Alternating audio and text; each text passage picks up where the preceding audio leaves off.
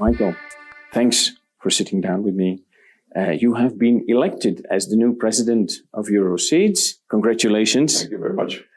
What will you be focusing on in your term as president? Well, the road is given. We have two major points, two major focuses, which are the two new legislative initiatives by the Commission. One, the seed regulation, seed marketing directive, and then the new breeding, new genomic techniques.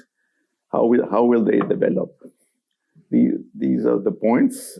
They are scheduled for quite, they will take some while. The assessment has been done by the Commission, but they have not issued the legislative text yet. Mm-hmm. It is supposed, was promised today for the marketing directive end of 22 and for the new genomic techniques first quarter of 23. Hopefully that both will be finished by the term of the current Parliament 24, so that we can, and that's also the end of my term, so it could be. Could be a good success at the end of your term. Yes. You mentioned, of course, the new genomic techniques, one of the two main pillars forward. But of course, we know that in 2018, the European Court of Justice decided to regulate the products of those new techniques as GMOs. And a lot of seed companies have big concerns, obviously, about that decision. Are we on the right track towards rectifying that decision?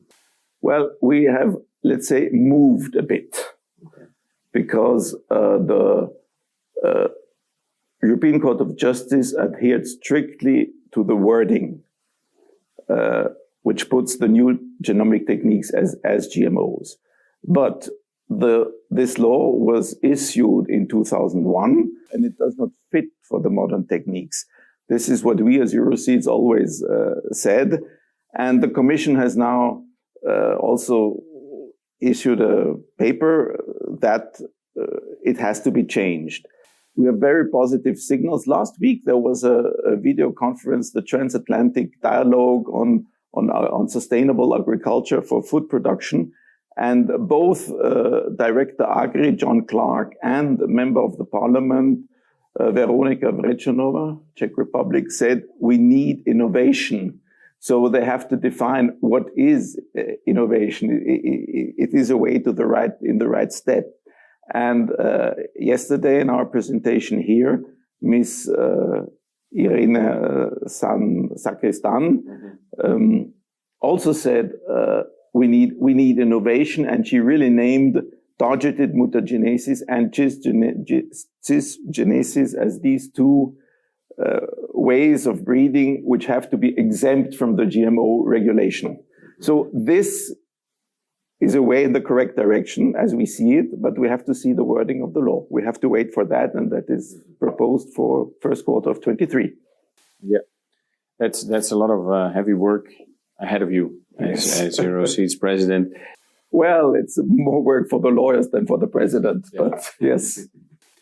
Besides these novel genomic techniques, the NGTs, if you could make a wish list, what would be the top 3 policy changes that you would wish for? Well, the one policy change is the second one is the marketing directive, which also has to be discussed with all the stakeholders, and there had been today in the General Assembly quite some differing views between farmer and seed producers. Now, although they work together, in some points they have different views.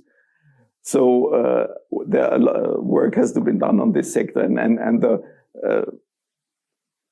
the Commission worked on this already 7 years ago and made a proposition, but it failed in Parliament because it was perhaps too voluminous. It took too many subjects in one text. I really don't know why it failed, but it failed. Let's put it that way. So this is the one point. The plant variety rights also are supposed to be rediscussed. So this is also a subject. It is a very important subject for breeders, plant variety rights. We are quite content with the current regulation in protecting the plants, but of course the illegal fraud, the illegal bagging, and so is not really. The measures are not there to do again. But of course, this is more a matter of the countries than of the Commission. But it should be mentioned, or it should be perhaps stated more clearly. And one point which is really on where we differ with the Commission is seed treatment. 2 points in seed treatment. We're losing material. We're losing products which are banned. We have, for instance, no product anymore, registered product to treat soybean. And sometimes soybeans, if the harvest is wet and bad, has fungus, has to be treated. So what do we need? Then we always have to go for a derogation. Not so nice. Is one point. And the other point, Europe has a very, very strong seed industry and in cereals, but we heard also potatoes. 60% of the seed potatoes are sold outside of Europe. And also in cereals, we go outside of Europe. But we are only allowed in Europe to use the treatment which are allowed or registered in Europe. Agreed for Europe. But for third countries, these treatments are probably too expensive. They cannot afford them, and they have other treatments registered. And for products which never see the European market, it would be nice if we would have the possibility to treat them with these products and send them abroad, because all our seeds are registered and are controlled, and there are regular seed controls on every market. So there is no chance of marketing such a product in Europe. Yeah, some very, very big wishes there. I wish I had a magic wand. I would give it to you now.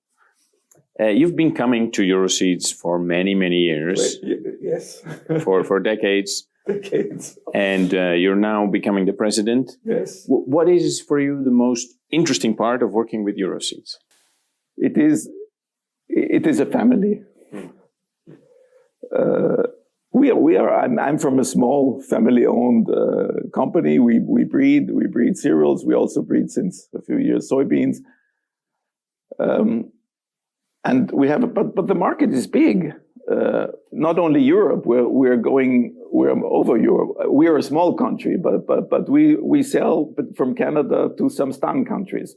So it's quite a spread. Mm-hmm.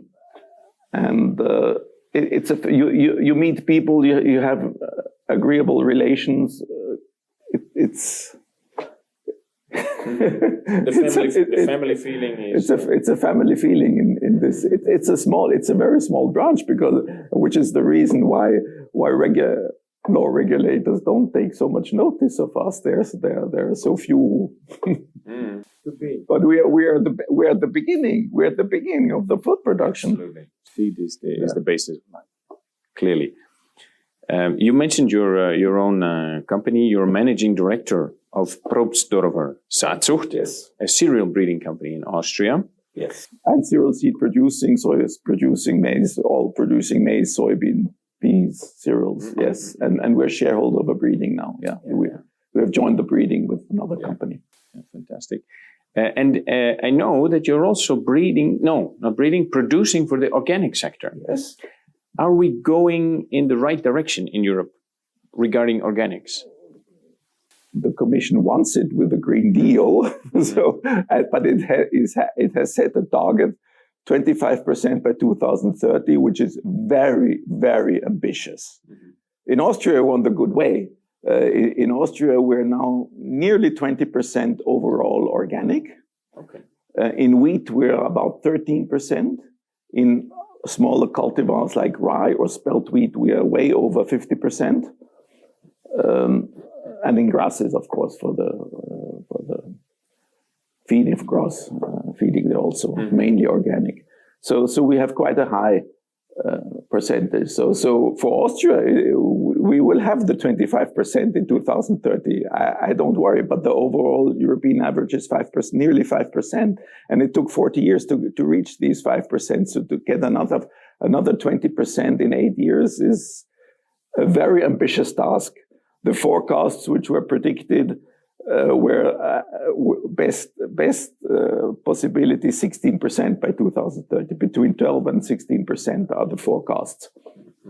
So it will take longer than 2030. Yes, that is absolutely the expectation. You're right. Lately, there has been a lot of noise about hybrid wheat. Are you also in the hybrid wheat sector? Yes, our breeding company is in a consortium in trying to breed hybrid wheat, not with the chemical, but CMS, hybrid wheat. But generally, I have 2 points to make. With the self-pollinators, the heterosis effect is very small. So you don't gain much with a hybrid. But I am a strict advocate of a free market. If you want to develop hybrid wheat, you should do it. And which is why the zero section, which I presided for the last 14 years, has discussed and decided to ask OECD to change the rules for hybrid wheat. And this was accepted. So from 1st of January 22, the rules for hybrid wheat are now equal to the ones for hybrid barley. So only 85% purity instead of 90 and so on, to make the production easier. And it's really worth the try. But previously you saw it in barley and you saw it in wheat. In wheat, the hybrid wheats were a bit better in yield 10 years ago. But now with dihaploid breeding, with genomic selection, the wheats the conventional breeding has gone up. They're on the same level. And also when the best conventional barleys are on the same level as the hybrid barleys. There is no real advantage. So yes, let the future and the market decide. Yeah. That's some very... we still go along with it. Sure. Good luck with that. Yes, thank you. Thank you, Michael. Thank you, Marcel.